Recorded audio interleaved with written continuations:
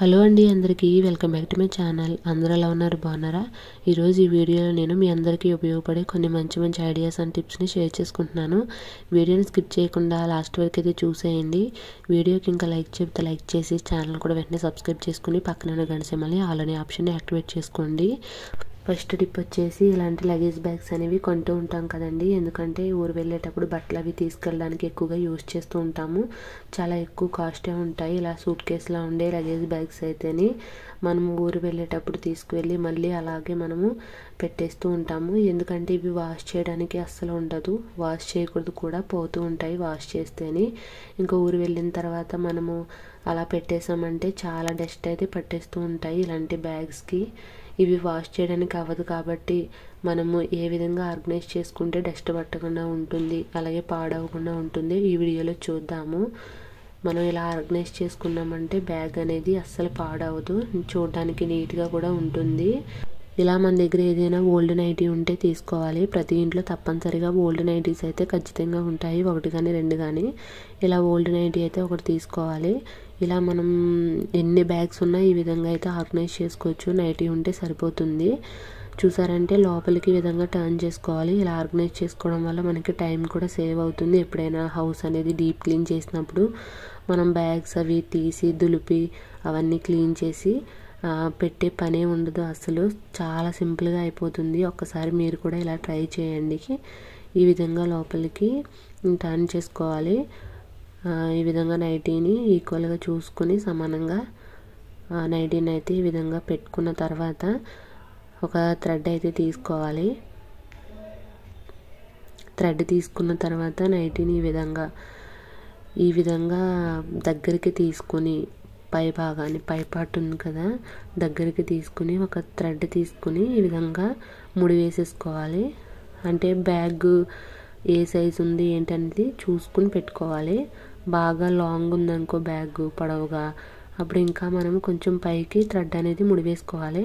కొంచెం చిన్నగానే ఉంది అనుకుంటే బాగా కిందకి చూసుకుని బ్యాగ్ సరిపోయేంత లెంత్ చూసుకుని థ్రెడ్ అనేది ఈ విధంగా ముడి వేసుకుంటే సరిపోతుంది. ఇప్పుడు ఈ విధంగా ఉల్టా చేసేసుకోవాలి నైటీని. ఈ విధంగా థ్రెడ్ కట్టేసుకున్న తర్వాత ఇప్పుడైతే బ్యాగ్ తీసుకుని, ఇలాంటి సూట్ కేస్ మోడల్లో ఉన్న బ్యాగ్స్ అనే కాదు కానీ ఏ విధంగా ఉన్న బ్యాగ్స్ అయినా మనము ఈ విధంగా నైటీని ఈ విధంగా అయితే పెట్టుకోవచ్చు. చూసారంటే ఈ విధంగా పైనుంచి నైటీని ఈ విధంగా పెట్టేసుకున్నామంటే మనకి డస్ట్ అనేది అస్సలు పట్టదు. ఎన్ని రోజులైనా ఎన్ని సంవత్సరాలైనా ఇలాగే ఉంటుంది. జస్ట్ ఆ నైటీ తీసుకుని మనం వాష్ చేసుకుని మళ్ళీ ఇదే విధంగా థ్రెడ్ తోటి కట్టుకుని ఈ విధంగా పైన బ్యాగ్కి ఇలా పెట్టేసుకుని కబోర్డ్లో పెట్టేసుకున్నామంటే డస్ట్ పట్టకుండా ఉంటుంది. మనకి టైం కూడా సేవ్ అవుతుంది. మరీ అంత ఎక్కువసేపు క్లీన్ చేసుకోవాలనేది ఏమి ఉండదు.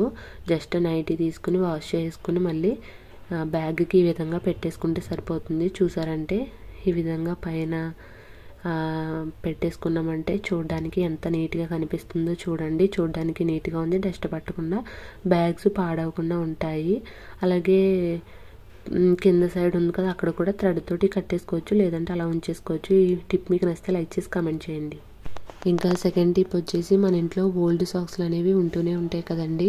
స్కూల్కి వెళ్ళే పిల్లలు సాక్స్లు వేసుకుంటూ ఉంటారు. కొన్ని రోజులకి అవి పాడైపోతూ లేదంటే చిరిగిపోతూ ఉంటాయి. ఎందుకు పనికిరావని వేస్ట్గా పడేస్తూ ఉంటాము. ఎందుకు పనికిరావని వేస్ట్గా పడేసే ముందు ఒక్కసారి ఇలా రీయూజ్ చేసుకోండి. ఎందుకు పనికిరావని పక్కన పడేసే వాటిని చాలా రకాలుగా మనం క్లీనింగ్ పర్పస్కి యూజ్ చేసుకోవచ్చు. ఒక ఓల్డ్ సాక్స్ తీసుకుని ఈ విధంగా చేతికైతే వేసుకోవాలి. ఇలా చేతికి వేసుకున్నారంటే మీకు చాలా టైం అయితే సేవ్ అవుతుంది.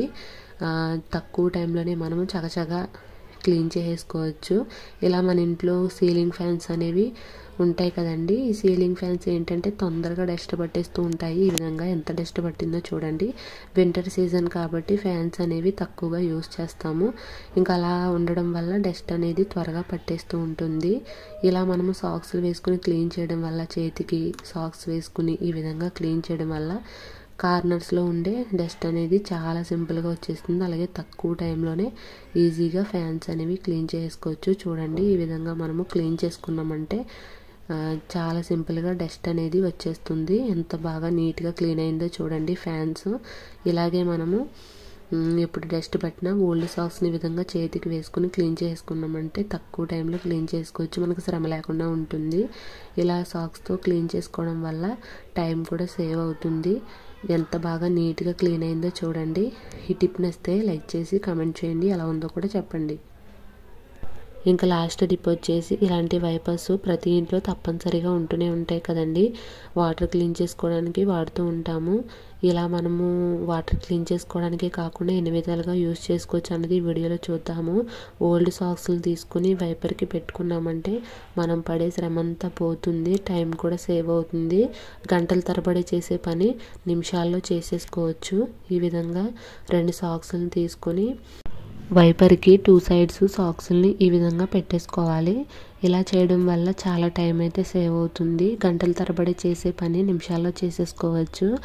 ఈ విధంగా 2 సాక్స్ని ఎక్కించుకున్న తర్వాత సేఫ్టీ పిన్ ఉంటుంది కదా, ఒక సేఫ్టీ పిన్ తీసుకుని పైన అవి కదలకుండా లేదంటే జారిపోకుండా ఉంటాయి. ఒక సేఫ్టీ పిన్ పెట్టేసుకున్నామంటే సరిపోతుంది. ఈ విధంగా 2 సాక్స్లకి సేఫ్టీ పిన్ అయితే ఈ విధంగా పెట్టేసుకోవాలి.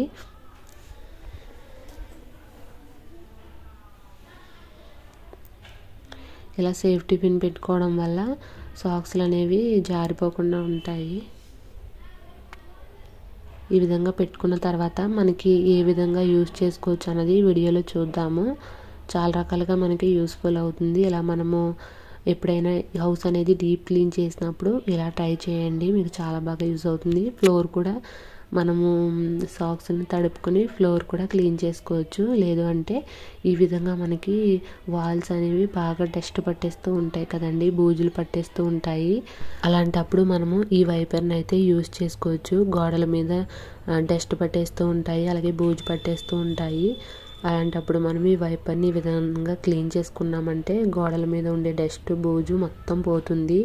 చాలా సింపుల్గా అయితే క్లీన్ చేసుకోవచ్చు. బూజుల కర్ర ఉన్నప్పటికీ అది బూజులు క్లీన్ చేసుకోవడానికే బాగుంటుంది, కానీ గోడల మీద ఉండే డస్ట్ అనేది అలాగే ఉంటుంది. కాబట్టి ఈ విధంగా వైపర్కి సాక్స్లు వేసుకుని క్లీన్ చేసుకోవడం వల్ల గోడలు కూడా చాలా బాగా క్లీన్ అయిపోతాయి, అలాగే బూజు కూడా క్లీన్ అయిపోతుంది. కార్నర్స్లో కూడా మనకి చాలా నీట్గా క్లీన్ అయిపోతుంది. చూడండి, కార్నర్స్ కూడా బాగా ఈ వైపర్ అనేది వెళ్తుంది కాబట్టి చాలా నీట్గా క్లీన్ అయిపోతుంది.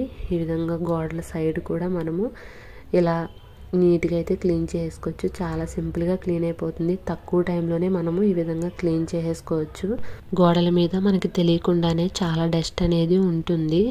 బూజుల కర్రతో క్లీన్ చేసినా అంత అలా క్లీన్ అవ్వదు. ఇలా మనము వైపర్కి సాక్స్లు వేసుకొని క్లీన్ చేయడం వల్ల క్లాత్ కాబట్టి చాలా బాగా నీట్గా క్లీన్ అయిపోతాయి గోడలు, అలాగే బూజు కూడా వచ్చేస్తుంది. ఇలా కార్నర్స్ దగ్గర కూడా చాలా బాగా క్లీన్ అవుతుంది.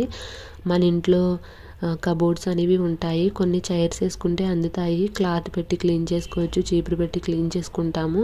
కొన్ని కబోర్డ్స్ అయితే చైర్ వేసుకున్న అందవు, పై వరకు ఉంటాయి. కాబట్టి ఇలా మనము ఈ వైపర్ని పెట్టి సాక్స్లు వేసిన వైపర్ని పెట్టి క్లీన్ చేసామంటే చాలా బాగా నీట్గా క్లీన్ అయిపోతుంది. మొత్తం అక్కడ ఉండే డస్ట్ అంతా వచ్చేస్తుంది. మనం చీపురుతో క్లీన్ చేసినా అంత డస్ట్ అనేది రాదు. ఇలా మనము అందని కబోర్డ్స్ ఉంటాయి కదా, ఆ కబోర్డ్స్ని ఈ విధంగా క్లీన్ చేసుకున్నామంటే వైపర్ పెట్టి ఎంత బాగా నీట్గా క్లీన్ అయిపోయింది. చూడండి ఎంత డస్ట్ ఉందో. ఇలా మనం సింపుల్గా అయితే క్లీన్ చేసుకోవచ్చు, శ్రమ లేకుండా చాలా ఈజీగా వైపర్ తోటి క్లీన్ చేసుకోవచ్చు. ఈ టిప్స్లో ఏ టిప్ బాగా నచ్చిందో కమెంట్ చేయండి. వీడియో నచ్చితే లైక్ చేయండి, షేర్ చేయండి, ఛానల్ కూడా సబ్స్క్రైబ్ చేసుకోండి.